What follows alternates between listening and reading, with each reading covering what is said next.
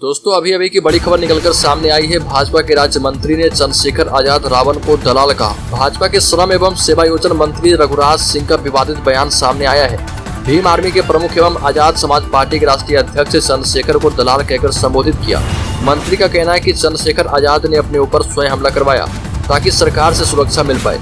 योगी सरकार उनको सुरक्षा नहीं देगी। रघुराज सिंह ने कहा कि चंद्रशेखर खुद को बड़ा नेता साबित करना चाहते हैं, लेकिन वह कितनी बार एमएलए एमपी बने हैं।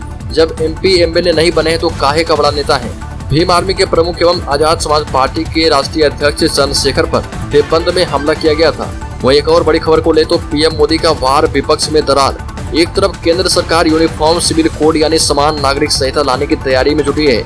मोदी सरकार के इस कदम ने एकजुट होते विपक्ष के बीच दरार पैदा कर दी है, जहां कुछ विपक्षी दल यूसीसी के विरोध में खड़े नजर आ रहे। वहीं दूसरी तरफ आम आदमी पार्टी और शिवसेना इसके पक्ष में आ गई है। हालांकि कुछ विपक्षी नेताओं को इस बात का भरोसा है कि यूसीसी 23 जून को पटना में मीटिंग के दौरान बनी उनकी एकजुटता पर असर नहीं डाल पाएगा। कांग्रेस और टीएमसी के वरिष्ठ नेताओं का मानना है कि जरूरी नहीं है कि किसी मुद्दे पर सभी 15 दलों की राय एक समान हो। अब मध्य जुलाई में बेंगलुरु में होने वाली विपक्ष की बैठक में नौकरी, आर्थिक संकट और विपक्षी दलों के शासन वाले प्रदेशों में केंद्र के हस्तक्षेप के आरोपों पर बात होगी। वहीं एक और बड़ी खबर सामने आई है। नीतीश कुमार यूपी के फूलपुर से लड़ेंगे लोकसभा का चुनाव। विपक्षी दलों की बैठक के बाद बिहार के सियासी गलियारों में चर्चाओं का बाजार गर्म है कि मुख्यमंत्री नीतीश कुमार 2024 के सांसदीय चुनाव लड़ सकते हैं। सीएम उत्तर प्रदेश के फूलपुर सीट से चुनाव लड़ सकते हैं। हालांकि ये सिर्फ अटकलें हैं जिस पर कोई औपचारिक मुहर नहीं लगी है, लेकिन सवाल उठता है कि अगर ये अटकलें सच साबित हुई तो क्या सीएम नीतीश कुमार फूलपुर में बीजेपी के लिए कांटा बन पाएंगे। 2024 के लोकसभा चुनाव को लेकर बिहार में सियासी सरगर्मी बढ़ती जा रही है। बुद्ध की भूमि चुनावी रण का केंद्र बनती जा रही है और विपक्षी एकता के सूत्रधार प्रदेश के मुख्यमंत्री नीतीश कुमार ने आगामी चुनाव में बीजेपी को सत्ता से बेदखल करने का ब्लूप्रिंट तैयार कर लिया है। साथ ही साथ अगली खबर की बात करें तो आधार से पैन को जिन्होंने लिंक नहीं किया है उनका क्या होगा। केंद्रीय प्रत्यक्ष बोर्ड ने पैन आधार लिंकिंग के लिए 30 जून 2023 की डेडलाइन घोषित की थी और इसमें आपको बैंकिंग समेत उन सभी कामों में दिक्कत सामने आएगी अगर आपने पैन 30 जून तक आधार से लिंक नहीं करवाया है। चूँकि शेयर और दूसरे निवेश बाजार में भी किसी भी ट्रांजैक्शन की पहचान पैन से ही होती है, इसलिए security exchange board of India ने मौजूदा निवेशकों को भी पैन और आधार लिंक करने की सलाह दे दी है। इनकम टैक्स डिपार्टमेंट ने पाया है कि एक ही पैन कार्ड कई लोगों को अलॉट कर दिया गया है और एक व्यक्ति को एक ही पैन अलॉट होता है। वहीं एक और बड़ी खबर ले रहे तो जोशीमठ नगर क्षेत्र में बेमौसम में दिखने लगा भालू। लोगों में बढ़ रहा डर। जोशीमठ नगर क्षेत्र में रिहायशी इलाकों में अचानक भालू दिखने लगा है, जिस कारण से लोगों में डर का माहौल है। बता दें कि सितंबर, अक्टूबर, नवंबर के महीने में कभी कभार भालू जंगलों से रिहायशी इलाकों में आ जाते हैं, लेकिन इस बार जून के महीने में ही दिन के उजाले में भी भालू मकानों के आसपास बेखौफ घूमते हुए नजर आ रहे हैं, जिस कारण से लोगों में डर बढ़ गया है। बता दें कि 7 फरवरी 2021 को रैनी तपोवन आपदा के कारण धौली नदी में आई भारी बाढ़ से विष्णुप्रयाग में पैदल झूला पुल टूट गया था। लोगों का मानना है कि झूला पुल के टूट जाने के कारण भी नगर क्षेत्र में भालू एवं अन्य वन्य जीवों की दस्तक बढ़ने लगी है। साथ ही साथ अगली खबर की बात करें तो पुतिन ने मोदी को फोन की। प्रधानमंत्री मोदी दोपहर रूस के राष्ट्रपति व्लादिमीर पुतिन से फोन पर बातचीत की, जिस दौरान रूस के खिलाफ हालिया बगावत की कोशिश और यूक्रेन जंग पर बातचीत की गई। पुतिन ने मोदी को जंग के बारे में ताजा हालात की जानकारी दी, यूक्रेन के खिलाफ शिकायती लहजा अपनाया और कहा कि यूक्रेन सरकार मामले का डिप्लोमेटिक और पॉलिटिकल सॉल्यूशन निकालने के लिए गंभीर नहीं है। एक दिन पहले ही पुतिन ने मॉस्को में एक प्रोग्राम के दौरान मोदी की तारीफ में कहा था कि भारत के प्रधानमंत्री और मेरे दोस्त मोदी ने मेक इन इंडिया शुरू किया था और आज दुनिया उसकी कामयाबी देख रही है। साथ ही साथ अगली खबर की बात करें तो चीन से रिश्ते सामान्य नहीं है। जयशंकर ने कहा कि ताली एक हाथ से नहीं बजती है, यह बात बीजिंग को समझनी होगी। फॉरेन मिनिस्टर जयशंकर ने कहा कि चीन ने 2 पुराने एग्रीमेंट्स का पालन नहीं किया है और अगर उसे भारत से अच्छे रिश्ते रखने हैं तो उसे समझना होगा कि ताली कभी एक हाथ से नहीं बजती। कोलकाता में श्याम प्रसाद लेक्चर के दौरान विदेश मंत्री ने कहा कि फिलहाल दोनों देशों के जो रिश्ते हैं उसका जिम्मेदार चीन है। उसने जो हालात पैदा किए हैं उससे दोनों देशों का फायदा नहीं है। जयशंकर ने स्पीच के दौरान माना कि चीन और भारत के रिलेशन नॉर्मल नहीं है। ये भी कहा कि चीन को यह मानना होगा कि बड़े देशों के संबंध आपसी भरोसे और सम्मान पर आधारित होते हैं। साथ ही साथ अगली खबर की बात करें तो मणिपुर के मुख्यमंत्री का इस्तीफा नहीं होगा, महिलाओं ने नामंजूर कर दिया है। देर रात मुख्यमंत्री बीरेन्द्र सिंह ने कहा कि वो शुक्रवार को राज्यपाल से मिलने राजभवन जाएंगे। उनके राजभवन जाने के वक्त सैकड़ों की तादाद में महिलाएं रास्ते पर आ गई और बीरेन्द्र सिंह के इस्तीफे का विरोध करने लगी। आश्चर्यजनक बात यह है कि महिलाओं ने बीरेन्द्र सिंह के इस्तीफे की कॉपी भी फाड़ दी और वो कह रही थी कि बीरेन्द्र सिंह इस्तीफा मत दो, हिंसा फैलाने वालों के खिलाफ कार्रवाई करो। खैर, केंद्र और राज्य सरकार को हिंसा रोकने के प्रयास करते 2.5 महीने से ज्यादा हो गए हैं। लेकिन हिंसा रुक नहीं पा रही। साथ ही साथ अगली खबर की बात करें तो पश्चिम बंगाल शिक्षक भर्ती घोटाले में इन्फोर्समेंट डायरेक्टरेट ने तृणमूल कांग्रेस की युवा प्रदेश अध्यक्ष सयोनी घोष से 11 घंटे पूछताछ की।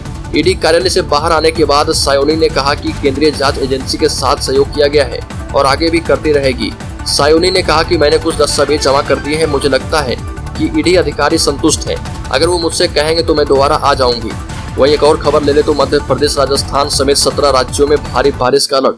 देश भर में मानसून एडवांस स्टेज में है। IMD ने इस हफ्ते लगभग सभी राज्यों में बारिश का अलर्ट जारी कर दिया है। उनके मुताबिक अगले 24 घंटे में मध्य प्रदेश, राजस्थान समेत 17 राज्यों में भारी बारिश का अनुमान है।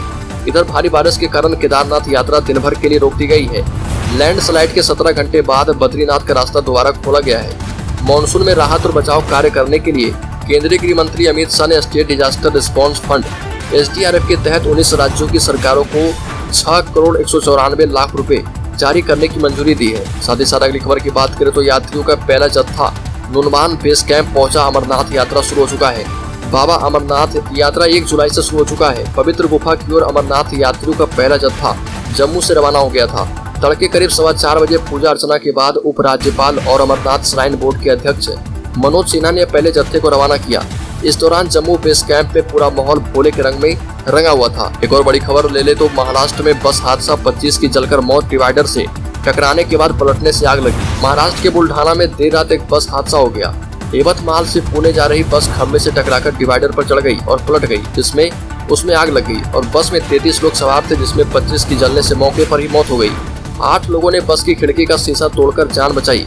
हादसा बुल्ढाना जिले के सिंदर खेड़ा राजा के पास पिंपल खूटा गांव के पास समृद्धि महामार्ग एक्सप्रेसवे पर हुआ। बुल्ढाना SP सुनील काड़सेन ने बताया कि हादसे में बस का ड्राइवर बच गया है और बताया गया कि टायर फटने के बाद बस पलट गई, जिससे बस में आग लग गई। वहीं एक और बड़ी खबर को ले तो यूनिफॉर्म सिविल कोड पर ज्योतिरादित्य सिंधिया का बड़ा बयान, कहा कि हम इसे भी संभव करवाएंगे। देश के नागरिक उड्डयन मंत्री ज्योतिरादित्य सिंधिया ने यूनिफॉर्म सिविल कोड को लेकर कहा कि हम इसे भी संभव करवाएंगे। हम चर्चा करेंगे। देश में एक समान नीति को स्थापित करने का जो असंभव कार्य था वह पूर्व में PM ने संभव करवाया है। केंद्रीय मंत्री सिंधिया ने कहा कि हमारे देश में हर व्यक्ति 140 करोड़ जनता में एक समान है। अगर एक समान है तो एक नीति होनी चाहिए सभी के लिए। ये जो संकल्प भारतीय जनता पार्टी का है, यह संकल्प संविधान में भी है। तो आज जो 70 साल में नहीं हो पाया, 3 तलाक को हटाने, कश्मीर में 370 को रद्द करने और पूरे देश में एक समान नीति स्थापित करने का जो असंभव कार्य था वह PM ने कराया है। सिंधिया ने कहा कि भाजपा की संतुष्टिकरण की नीति है, दूसरी तरफ तुष्टिकरण की नीति है। साथ ही साथ एक और बड़ी खबर की बात करें तो बिहार में नीतीश तेजस्वी की नीयत पे खोट। बिहार में BJP का बड़ा हमला। शिक्षक अभ्यर्थियों के समर्थन में उतरी है BJP। बिहार में अध्यापक नियुक्ति रूलबुक में बदलाव को लेकर शिक्षक अभ्यर्थी लगातार विरोध कर रहे और सरकार को आंदोलन की चेतावनी भी दी है। अब BJP भी शिक्षक अभ्यर्थियों के समर्थन में खड़ी हो गई है और सरकार पर गंभीर आरोप लगाए हैं। नेता प्रतिपक्ष विजय कुमार सिन्हा ने कहा कि बाहरी अभ्यर्थियों से पैसा कमाने के उद्देश्य से सरकार ने रूलबुक में संशोधन किया है। विजय कुमार सिन्हा ने कहा कि बड़े भाई और छोटे भाई मिलकर बिहार में शिक्षा की बर्बादी की कहानी लिखने का काम कर रहे। शिक्षक अभ्यर्थियों के साथ सरकार जो खिलवाड़ कर रही है उसे बिहार की जनता देख रही है, किसी कीमत पर माफ नहीं करेगी। शिक्षक अभ्यर्थियों को पहले तो 4 साल तक बरगलाया और जब चरवाहा विद्यालय खोलने वालों के साथ नीतीश कुमार ने गठबंधन कर लिया तो शिक्षकों की नौकरी को ही खत्म करने में लग गए। एक और बड़ी खबर सामने आई है। भोपाल में पसमानदा मुसलमानों को लेकर PM मोदी के बयान के बाद राजनीति शुरू है। PM मोदी ने पार्टी कार्यकर्ताओं को संबोधित करते हुए बयान दिया था कि उनके ही धर्म के एक वर्ग ने पसमानदा मुसलमानों का शोषण किया है। यह बयान PM मोदी ने समान नागरिक संहिता के समर्थन में दिया था। इसके बाद ऑल इंडिया मजलिस इत्तेहादुल मुस्लिमीन चीफ असदुद्दीन ओवैसी ने पसमानदा मुसलमानों को लेकर PM मोदी और कांग्रेस पार्टी पर निशाना साधा। ट्विटर पर प्रतिक्रिया देते हुए ओवैसी ने कहा कि नरेंद्र मोदी पूरे देश के प्रधानमंत्री हैं, फिर उन्होंने अल्पसंख्यक कल्याण का बजट 40% क्यों कम कर दिया। दरअसल PM मोदी ने कहा था कि वोट बैंक की राजनीति करने वालों ने पसमानदा मुसलमानों का जीना मुहाल कर दिया है और वो तबाह हो गए हैं, उनको कोई लाभ नहीं मिला है। साथ ही साथ एक और बड़ी खबर की बात करें तो कांग्रेस नेता ने भी कर दिया समान नागरिक संहिता का समर्थन, बोले जय श्री राम। प्रधानमंत्री मोदी के द्वारा समान नागरिक संहिता का मुद्दा देश के सामने रखते ही सियासी बयानबाजी जारी है। आम आदमी पार्टी और उद्धव ठाकरे के नेतृत्व वाली शिवसेना ने इसका समर्थन किया है। इसके अलावा कांग्रेस पार्टी के दिग्गज नेता और हिमाचल प्रदेश की सरकार में मंत्री विक्रमादित्य सिंह ने भी इसका समर्थन किया है। हालांकि उन्होंने सत्तारूढ़ भारतीय जनता पार्टी को इस मामले पर प्रोपेगेंडा नहीं करने की भी नसीहत दी है।